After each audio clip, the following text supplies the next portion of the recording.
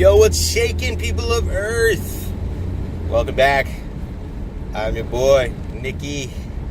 That's right. So today we're going to talk a little about voting and the voting rights issue that's kind of coming out right now. Now, there's two issues that I wanted to talk about. First is voting for people that are incarcerated. And then the second one is voting for citizenship. Okay. Let's start with the easy one first. I think the easier one is going to be people that are in prison. I think if you're in prison, you probably shouldn't really get the ability to vote. Now, there's a couple reasons for this right off the bat. Obviously, you made some bad choices. You got yourself into jail. But that shouldn't bar you from making, from having clarity and to think properly and to make a good vote. That shouldn't bar you from it. But what does bar you from it a little bit more is the fact that if you're in jail, you don't have access to the same tools necessarily and the same research abilities as you would if you were out of jail. Now, sure, there's going to be some jails where you have internet access and things like this, but overall, you don't really have that much, and you're only getting spoon-fed whatever channels they've deemed are allowable in jail. So I think that's another mark that, to me, tells me that if you're in jail, you probably shouldn't. But now here's the thing. Ultimately, if you're an American citizen, though, I think that trumps the right to, or I think that trumps the ability to not have your vote. If you're in jail, you're still a citizen, right? You're still an American citizen. So we have to consider that. We have to consider the fact that if you're American, you should have the right to vote. But if you're in a position where you've gotten yourself in trouble, then maybe there's a void of that. Now, here's the thing. Here's the one exception that I'm really willing to make, and I think that this is probably the biggest argument for allowing incarcerated people to vote, and it's this. Okay, if we make it a law that if you're in jail you just can't vote, well, then people are going to start ending up in jail. If you're considered they'll figure out ways to put you in jail no matter what. And when they do this, and then they start doing this in mass, you know who will be in jail. It'll just be a whole bunch of conservative Christians that are just in jail because they don't want their vote to be a popular thing. So that's what's going to happen, and I can fucking guarantee that right off the bat. So because of that, and the danger of that, and how dangerous that actually is, I think that's more dangerous than a couple loon bags making a bad vote. And because of that, I think ultimately that that if you're in jail and you're an American citizen, you should be allowed to vote. Now, there might be a couple exceptions to the rule, like if you've committed mass murder or you've done something like that, where you're on death row. When you're on death row, you don't have any more rights as a citizen. You're about to die. So you're no longer, I'd say you're expatriated at that point, and so much so that we're just going to kill you. I mean, if that's the way it is, then that's the way it is. All right, let's move on from there. Okay, so that's if you're in prison. I believe ultimately, because of what I just said, the fact that if you're in prison, just putting you in prison means that you can't vote, then they're going to start putting people in prison just for no reason, just so that they can't vote. And because of this being a huge fucking danger and scary as fuck, we can't allow that. So ultimately, I'd say that we'd have to allow people to vote in jail. Now, of course, there has to be exceptions to that. So ultimately, the danger that we're worried about is that people will just start ending up being in jail and incarcerated because they don't want their voice to be heard. I mean, look at what they're doing in England and Europe and stuff like this, like Tommy Sotomayor, and dude, there's all kinds of people out there that are just getting or not Tommy Sotomayor, the guy in England. I might be mixing up his name. Anyway, This guy was thrown in jail because he was trying to stand up and picket for an just cause in Europe. And anyway, so moving on, it's a real problem. It's a real issue.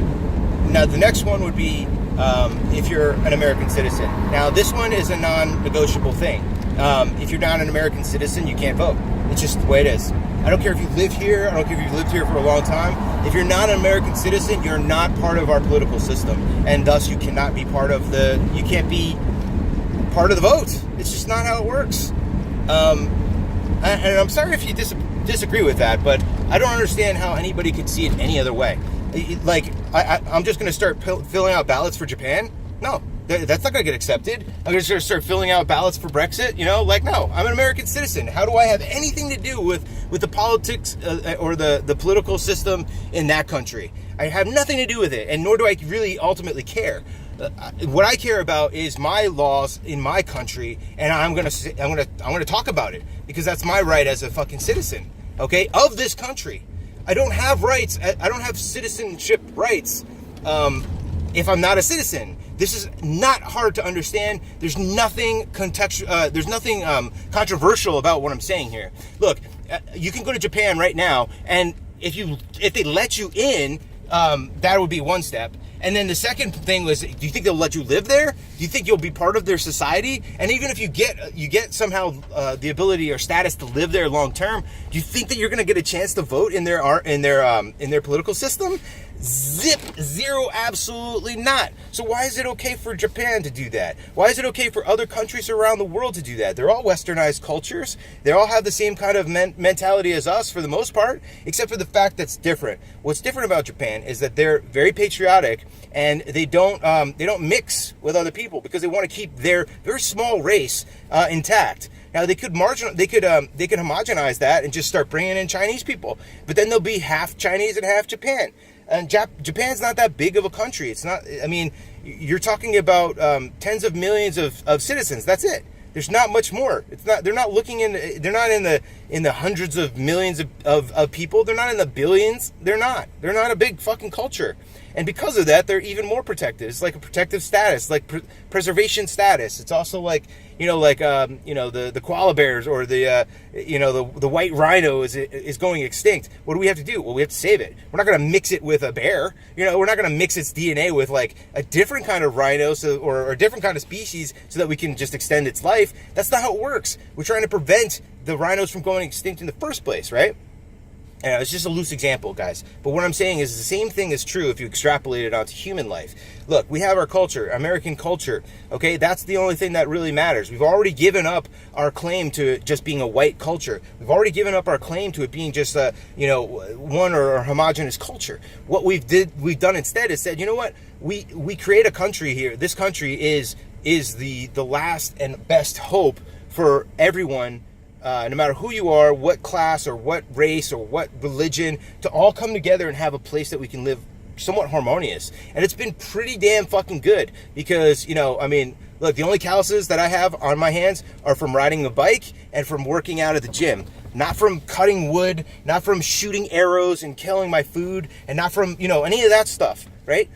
I live in a really good culture. We live in a really good culture, guys. So people that are out there crying and complaining that they don't have enough or they need reparations or some shit like this, they're just missing all of the fucking facts out there. It's like my significant other, like whenever we get into an argument, she always says, "What do you do for me?" And I'm always like, "I don't know. What do I do for you? You're the one that I'm doing it for. So you're the one that needs to tell me what it is that I'm doing for you, right? And you need to be happy with all the things that I am doing for you and not forget all of those things, right? Because that's what Americans or certain people in America, let's just say that, are literally out there complaining that they don't have enough or that they're slighted or they're victim of some sort, blah, blah, bullshit. Seriously, get over it. It doesn't mean anything. So, if you're not an American citizen, you shouldn't be entitled to citizen rights. I'm sorry, it's because you have to show your intent to be part of that society, and then you have to earn your way into that society. And once you've established yourself as part of that society, then you have the full reign of opportunities. Look, my girl couldn't. She's from another country. And it took her almost 20 years to properly assimilate, to get all of her language down, and to understand all the laws, and to learn all of that stuff. And this is exactly the